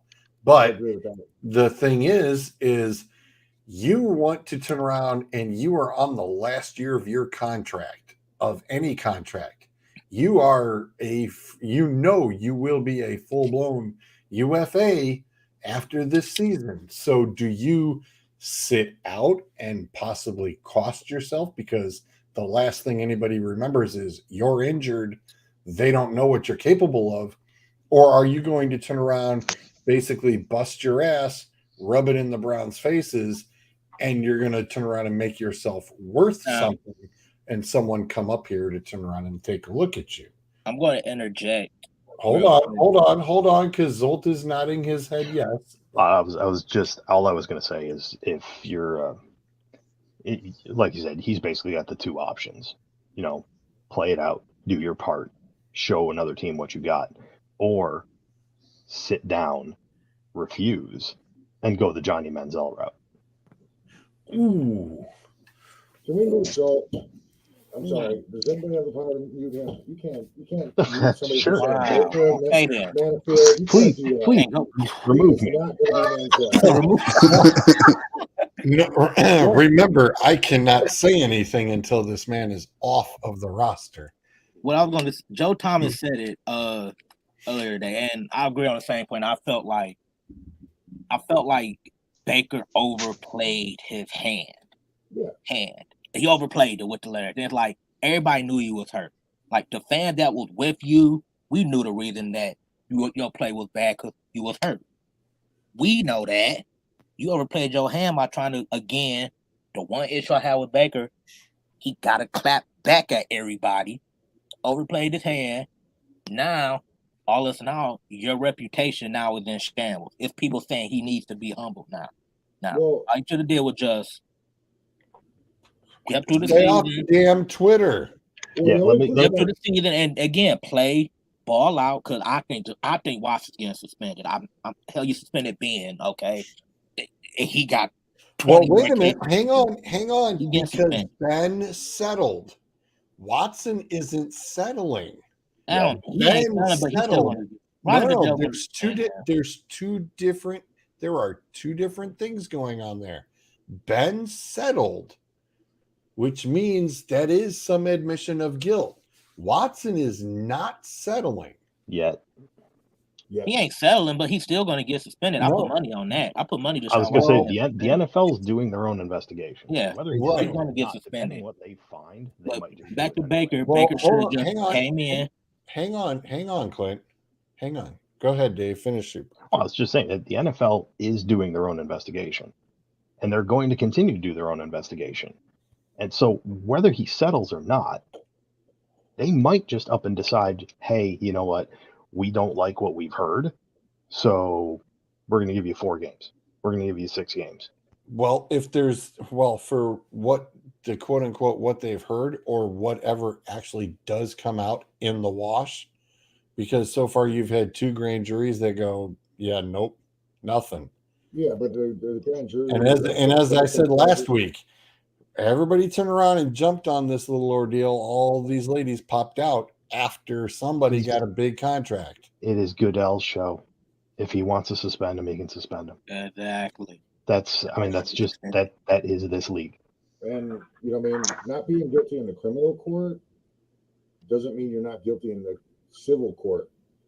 And that's where, Big Ben, he got in trouble. Other players, he got in trouble for, settling out of court in civil cases. So it's like, I think they're going to probably suspend him. I think he's only going to get 2 games. So I don't think the impact is going to be that. I don't think it's going to be 8 games like some people are talking about. But if he is found innocent, but in the civil, I think there is he won't get no nothing. suspension.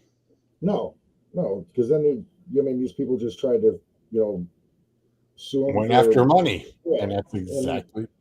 And I hope, and if that's the case, I hope he turns around and sues their life out of them. I agree. I really do, I agree. because they drug his name through the mud. Yep. That defamation of character right there. Yeah, Yes, so exactly. I hope he turns the tables on him like that. But at the end of the day, it's like I don't see Baker playing for this team, and you know what? That might hurt him, because if he does not play for this team, that could That's going to affect his stock. That's going to affect his starter stack anyway. Everybody might look at him after that, just like, all right, you're a pure backup. And that's where it's like, you don't deserve that. And it's like, wow, you went from being a starter and a playoff quarterback to being Blake Bortles. And I want to give a little bit of pushback on Clint's point, where he said that, he was here, when he was talking about the Twitter and stuff like that. You said something before where Baker, wouldn't, just overplayed his hand. And I'm almost to the point now where the NFL, there are no secrets. There are no secrets amongst agents. So if the Browns were talking to Deshaun Watson for 5 months, I'd put a half a paycheck that somewhere down the line, Baker's team heard about it. And that is not, that did nothing. That's not going to help your team at all. If Baker hears that in the middle of the season, that you're looking at, negotiating with Watson. So I think the Browns handled this completely wrong. And I think they fumbled, for lack of a better term, this whole experiment with this team that you guys had on paper that was supposed to be a juggernaut. And it just fell apart within 2 years, which is outstanding. Like, nobody can fuck that up as much as as fast as the Browns did. To be fair, I feel the Browns will be very entertaining to watch this year. They will have a fun offense. I can definitely see grabbing some fantasy players off of them. Yeah, but whether just let Akers, whatever Akers drafts, bail on it. Right. But, yeah. If Akers is drafting them, bail on them, trade them quickly. Back in 2020 when Deshaun Watson was lighting up the league and he was in MVP talks, and I had him on my fantasy team. He was killing it. Didn't translate on the field for wins. They only got 4. So it's like, if that's what the Browns want, they want good fantasy players, but you're going to get 4 wins, 5 wins. And, I want more for the fan base. Even though I jumped ship and I went, I still want you guys to succeed. I still root for the team itself, the players on the field. I still root for that. but I won't support this front office that's just constantly in its own way. And I feel bad for the fan base. I really do. I'm a Detroiter. Fantasy's all I got. Touche. Hey, I ain't gonna be mad at you, man. But that's why I ended up putting that question out to the fan base. I'm just trying to hold up. You guys better put this in perspective because you're gonna get your expectations to where you're thinking you're gonna win the division. And you know what I mean?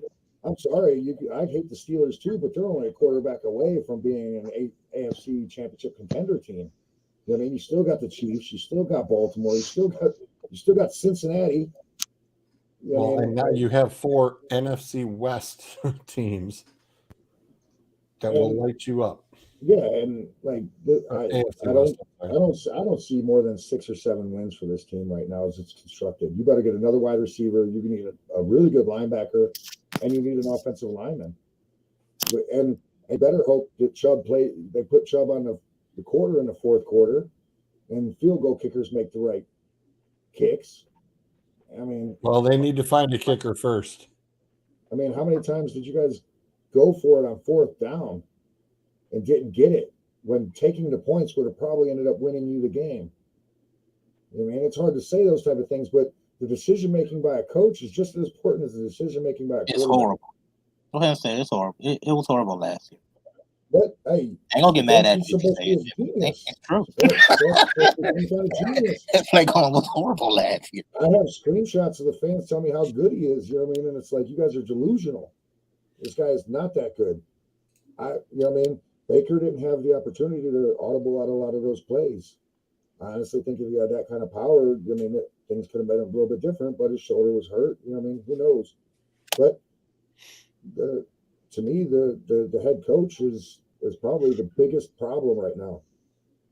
And it's just because he won't get out of his own way. You don't even have an offensive coordinator. Wasn't that the problem everybody had with Freddie Kitchens? Mm-hmm. That was the one knock that they had on him. He calling his own plays. And then you brought in the guy to do the same thing, and you're expecting the same result. Like, this is weird to me. And I feel bad for the Browns fans because you guys are just going to get another 10 years of first round, number 4 picks. You guys deserve better than that. And Detroit deserves better than that too, Zolt. I mean, if you guys would have drafted, I don't know, 2 offensive linemen in the last 15 years, you guys might have been a playoff team. Maybe. Stafford needed an offensive line. Yes, he did. Do it. Until he left. The year he left, you guys drafted him. We let him get eaten up. I'm sorry. I'm off my soapbox with the Browns. My bad. No, you're fine.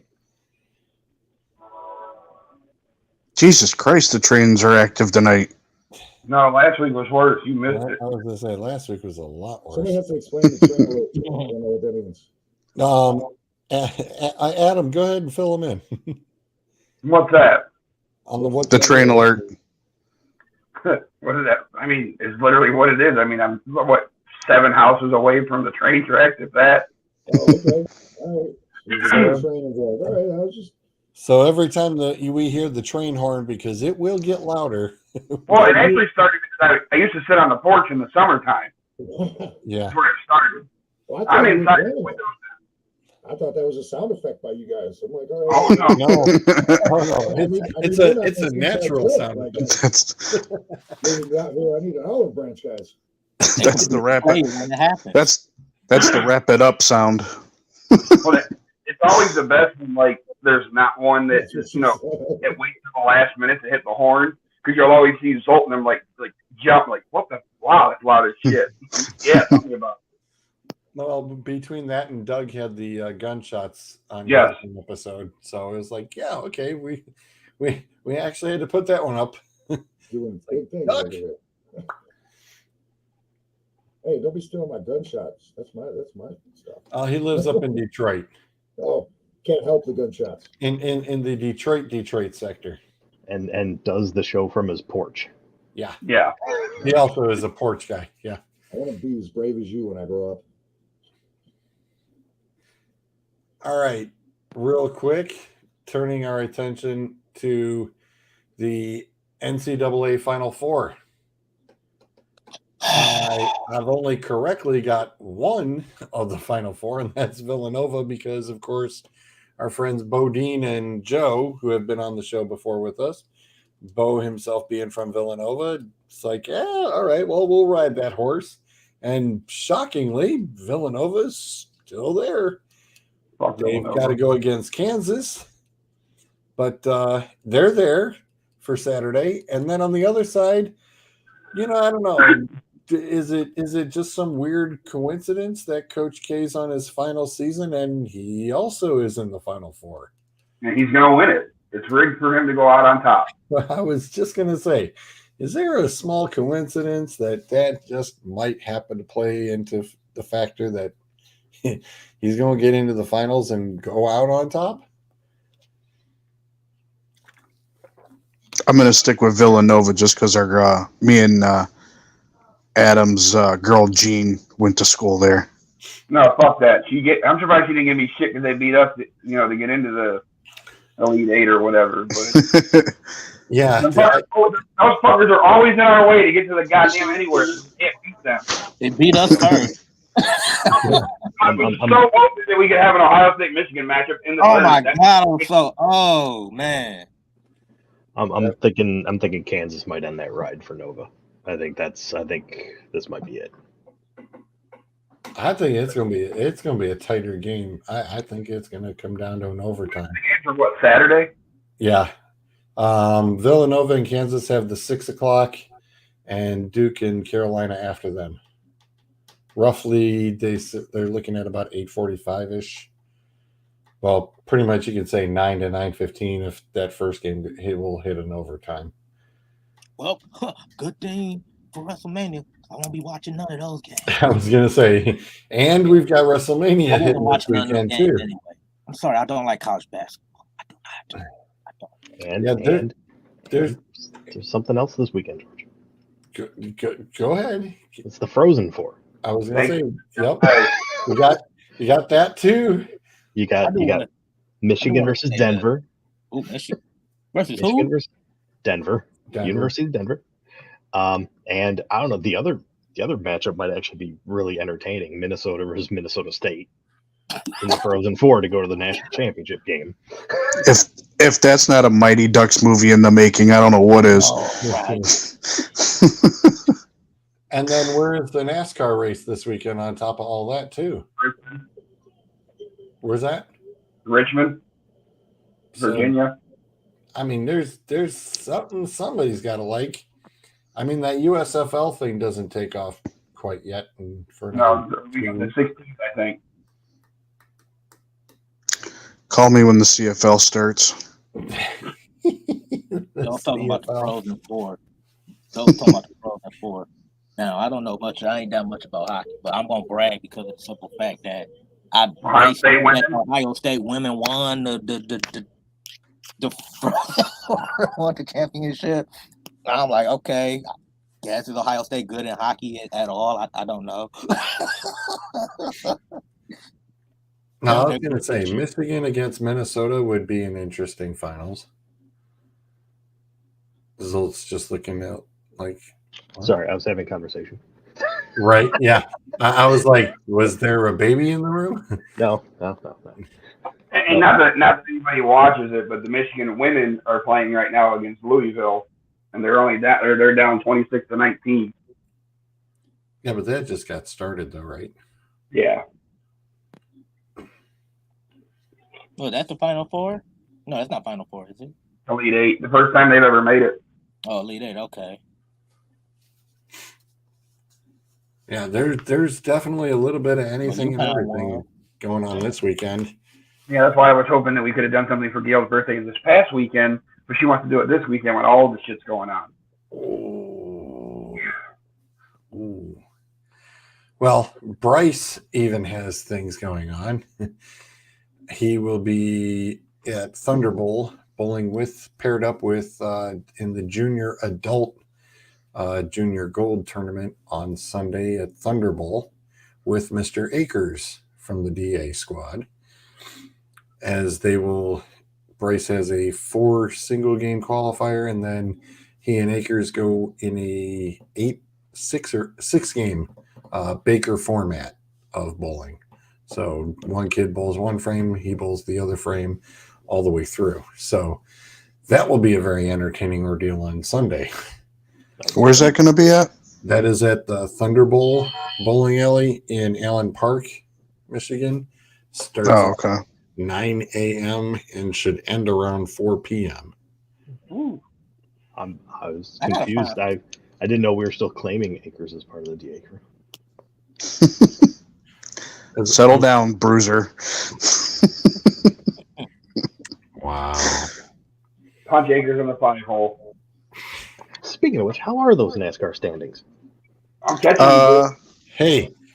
I know this. I was one run away from having the top 4 guys, and then I watched the crash, and I'm going, "No, Bowman, you asshole!"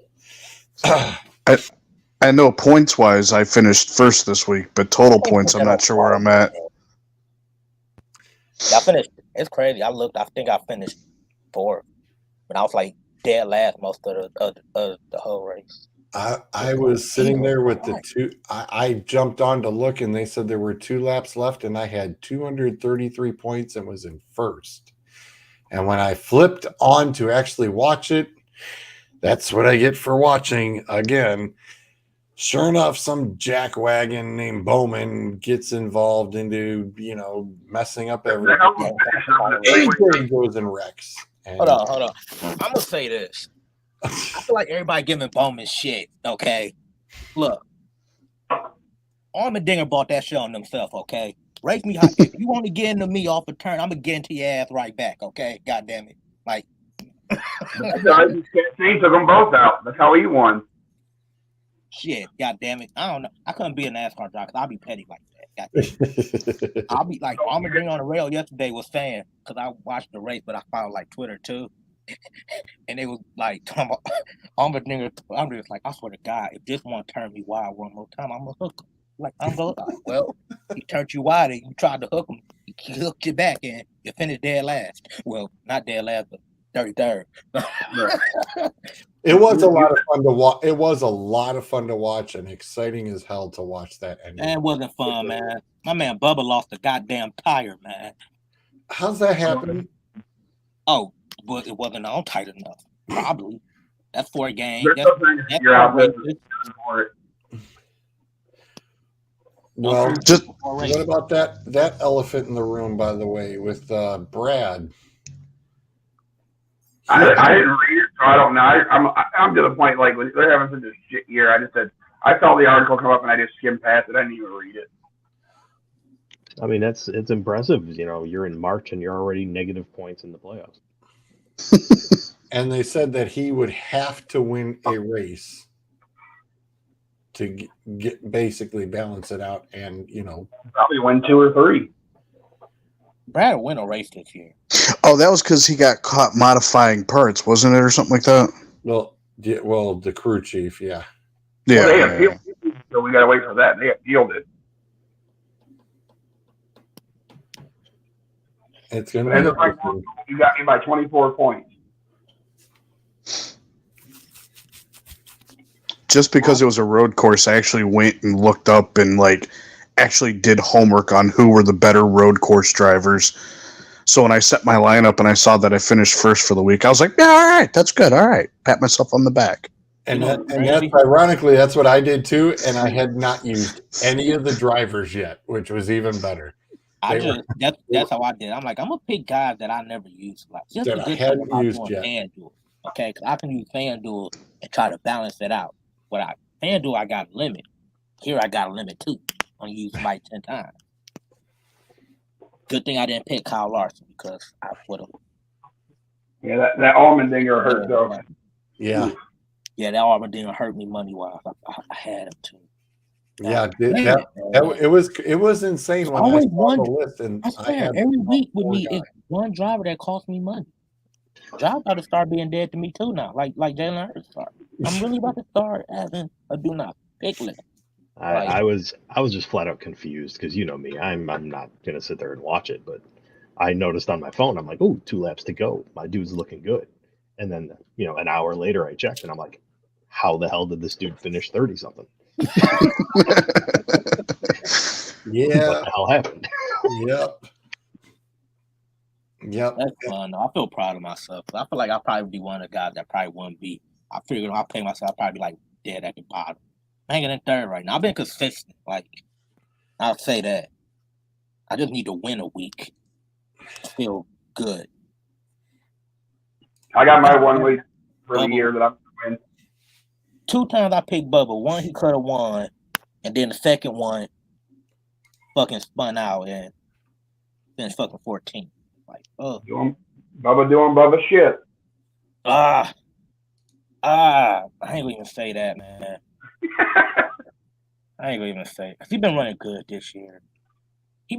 Yesterday was the whole time, but no, he been running good this year though. Like, this what irks me about Bubba. The race that he finished 14th at, he pissed me the fuck off. That's why he pissed me the fuck off. Because he waited too damn late. He either wait too late to make a move, or he make it too damn early and fucks himself. It's one or the other. That's why he spun out, because he waited too late to pass by. I'm like, take your move now. I'm like, no, you gonna sit back there. And I'm like, okay, all right. You're gonna wait to the last lap and then go spin out. Damn. Come on. Why isn't... That'd be the season standard, not the week. Yeah, I went a whopping 233 and 1 wreck all the way to 150, which sucked. Which totally blew monkey balls. And there's the overall. That damn first place of Sean's put him 2 points behind me. It's like, it's getting a little crowded in the basement. It's getting crowded up top. Yeah, the last 2 weeks were On your well. On your I had obviously outside stuff going on, so I didn't really keep up on. I think I left my lineup all the same those last 2 weeks. I think I did too. Not left it the same, but like I had Hamlin in my garage. I would have won that week if I would have put him in the lineup and had Hamlin in the garage. Yeah, I totally forgot about it last weekend. I forget about the damn garage. I don't know how that shit worked. Yeah, well, I don't know when you can put them in or when you can't. We said as long as you put them in before stage The end of stage 2. Or end of stage 2. Yep. That's what it does. So you can switch drivers out. I'll be trying. I'm like, damn, why I can't switch? Why I can't put nobody else in there? Yeah, and you can keep swapping them back and forth. I do that all race. What do you mean? And that's why I get pissed because I had fucking Suarez who went like to the back after he had his issue, and like I had Suarez too. And then I'm sitting there and they're like, here comes this motherfucker in 12th. I'm like, you got to be fucking shitting me. And then AJ spins out, and I look at the points, and I have 25 points for Suarez and 4 for Allmendinger. I'm like, oh my god. It is interesting. You get the strategic element to it where you have a guy that's already got stage points but isn't running well, as opposed to the guy that doesn't have any stage points but is running okay. Right. So which one do you go with? So, and then the guy that doesn't have any stage points gets wrecked and ends up 33rd. Yeah. Yeah. It blows. I mean, think about this too. Look at all the people that have won races this year, or guys that you wouldn't think would be up there, like your Ross Chastains, your Chase Briscoes, and guys like that. Not all first time, but yeah. Yeah, it's a lot of different winners. Yeah, well, Bruiser told us with this new car, it's like, hey, it's a crapshoot. I like the new cars. I feel like the new cars. I feel like you can recover better. Like you can spin out. Like Cedric yesterday. Well, he spun out like 3 times. I know Logano did. And in the back there like 33rd, but he finished like top 10. Like if you can recover enough from a mistake, and as long as you don't blow a tire. As long as you don't lose no damn tires like 23 did. I mean, you ain't recovering from that. Wow, you just had to pour salt on that one, didn't you, Adam? What? Oh, I poured the salt in the wound myself. Adam already know. I'll be on Bubba's ass. Like I'm just saying tires, period. It's not like you can drive them back to the pits like you used to. You know what I'm saying? Like with some of the tire issues. I mean, they can, but I mean, how many times have dudes rolled back into the pits and they ain't even got a fucking tire on the rim or even at all? Like it's just down to the bare everything. how many cars stalled yesterday though? You got to schedule. The car was just stopping on, like they were just stalled out. I think the 43. Oh, so it was 480. Yeah, literally. It's like going over the Fairview Bridge or the Valley View Bridge.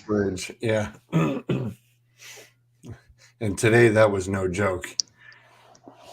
I stayed in downtown Cleveland. I was nowhere near that fucking dog. 480 and 271 were not fun, and it decided to blizzard like for 200 feet at a time. A blizzard? Nope, it's clear. Blizzard? Nope, it's clear. And the 45-mile-an-hour wind tunnel was no help whatsoever. Yeah, no shit. Try standing out in that shit. It sucked. It was bad. Not to go away from sports, but did you see what that blizzard ended up doing in Pennsylvania? 81 car pileup. Jesus Christ. That was some scary shit too.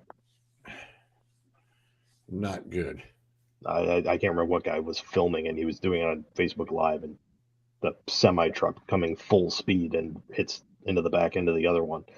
Wow, there was some crazy shit happening. Well, Jimmy, I mean, Yes, sir. want to say thank you once again. What's your opinion on Facebook, 5 o'clock Saturdays? Yes, sir. You and Kareem? I want to say it was great being on here with you guys. You guys are awesome. I want you guys, let you guys know to keep up the great work. You know what I mean? Appreciate all you guys do. And you know what I mean? Look forward to doing it again and having some of you guys on my show. No problem. Anytime. Give us a holler. I think I'm going to look into the StreamYard too. This seems a lot easier than what we were trying to do. Yeah. Yes, it is. I might be calling you for tips. It's so easy a stats man can handle it. Oh, wow. I said no.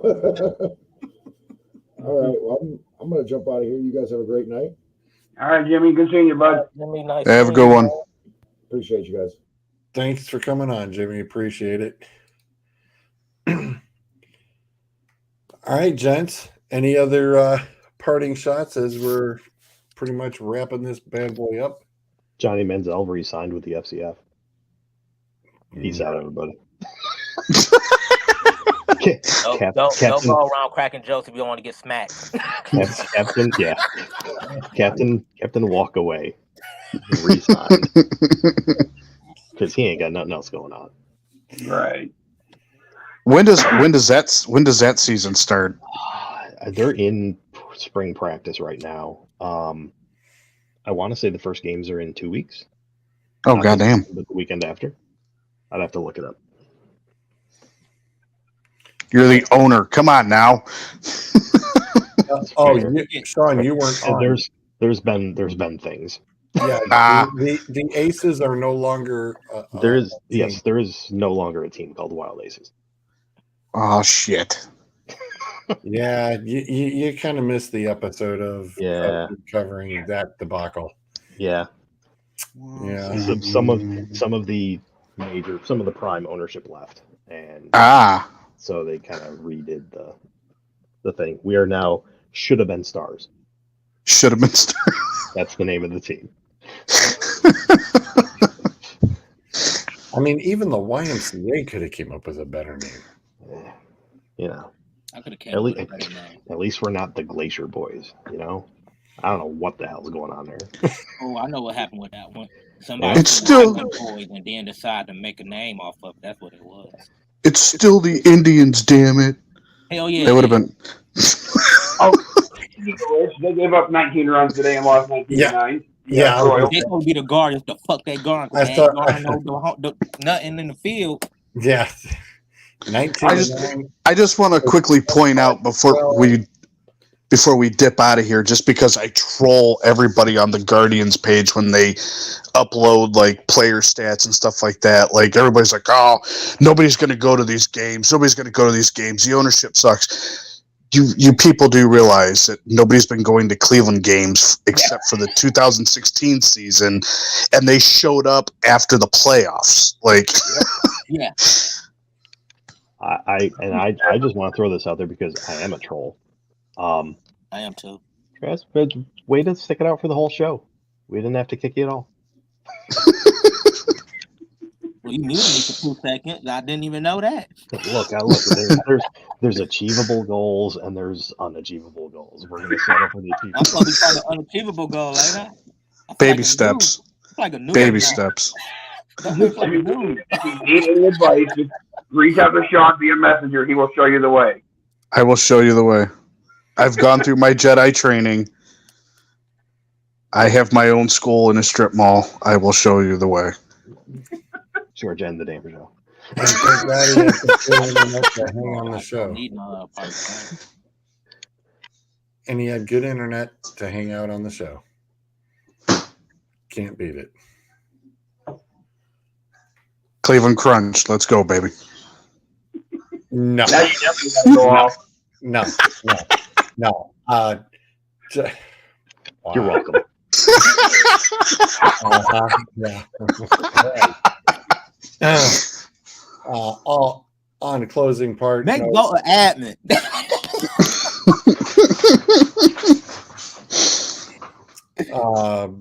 this one's for Bruiser. Rest in peace, Miss Winston. Yes, I heard about that. Yeah. We'll catch y'all on the flip side next week. Till then. Go Crunch.